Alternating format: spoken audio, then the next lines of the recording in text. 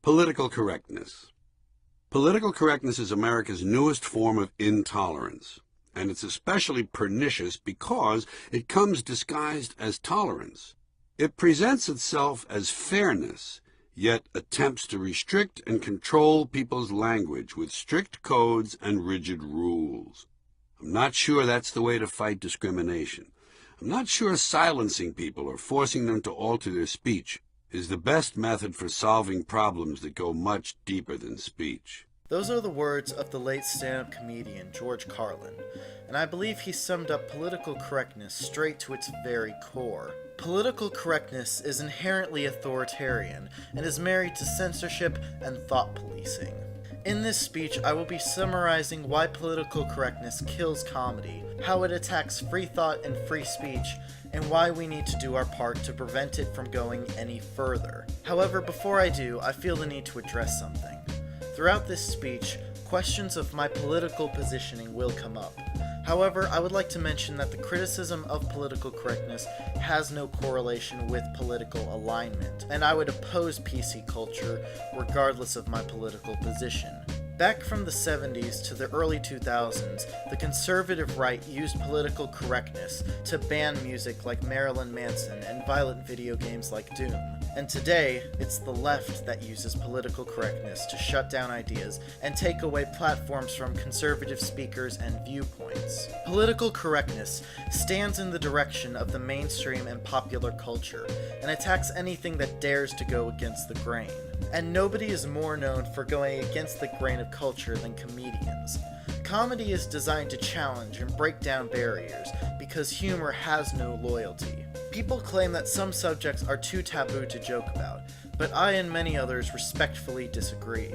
Comedy is a coping mechanism that is designed to help human beings live through bad situations. For example, I have several friends who have suicidal depression, and every single one of them without fail has told me how jokes about suicide have helped them to handle their situation and even get out of it safely. Comedy helps people, especially in the worst situations. But say if we were to start censoring comedy or topics to joke about, who would decide what is okay and what isn't? A joke about suicide may offend one person and save the life of another. And this leads me into my next point. Freedom of speech cannot be restricted due to offense taken or feelings hurt. This position may seem unsympathetic, but I assure you it's crucial for a free society. Political correctness attacks free thought and free speech. I wish to use a recent example that you may or may not have heard about. The riots that broke out in Berkeley shutting down the guest panel of conservative speaker Milo Yiannopoulos. Now, if you are unfamiliar with Milo, he is a very provocative and in some cases extreme speaker. Almost every talk he has is accompanied by protest. However, when he went to Berkeley, there was a full-blown riot. People looted the streets, attacked Milo's supporters, and one man even got shot. All to prevent a man from speaking to an audience. Now, I don't care if you agree with Milo or not. The point is that this mentality is not only counterproductive, but dangerous.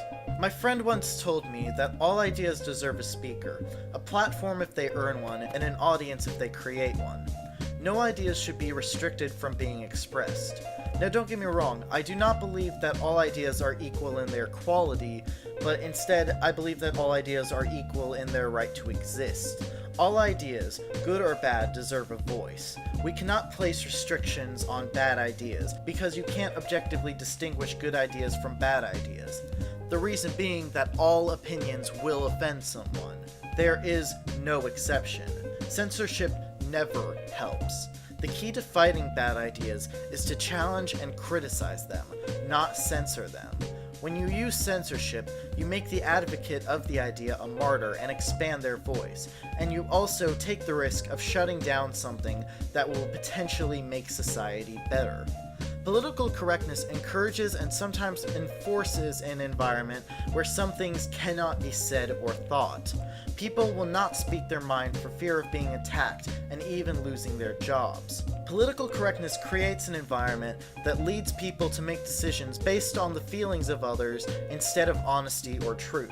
For example, thousands of Americans throw away their bodies to an obesity crisis because people shouldn't feel ashamed about their bodies.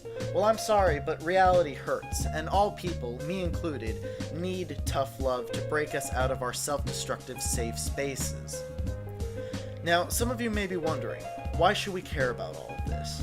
Well, put simply, political correctness poisons society. Corporations push PC principles because political correctness makes them money.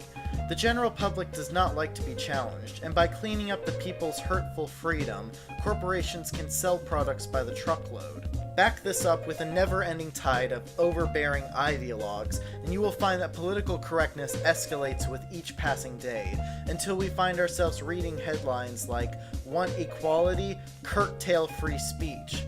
Through PC culture, we have created a generation that is weak and unprepared for the conflict of this world. All you need to do is simply take a look at the very concept of college safe spaces. In other words, pandering spaces where adults with the minds of children isolate themselves from any sort of offense with blankets and cookies. And I wish I was making this up. Last year, video surfaced at Yale University of a student taking offense by one of the professors, declaring, "All humans, you understand that? As your position as master, it is your job to create a place of comfort and home for the students that live in Tillman. It is not about creating an intellectual space. It is not. Do you understand that? It's about creating a home here." Recently, Canada has passed a bill of law that fines people over misgendering someone.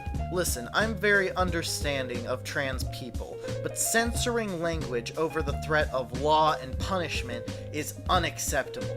A society that restricts people's speech is not a free society. We must fight against the suppression of thought and speech. We need to put our foot down and tell politically correct ideologues that this has gone far enough, and we must oppose laws like this that threaten free speech. Listen, a free society will always have bad people and hurt feelings. But if we restrict the thoughts and speech of some, then we open restrictions up to everybody. And then, eventually, we'll lose our humor, criticism, and eventually, freedom.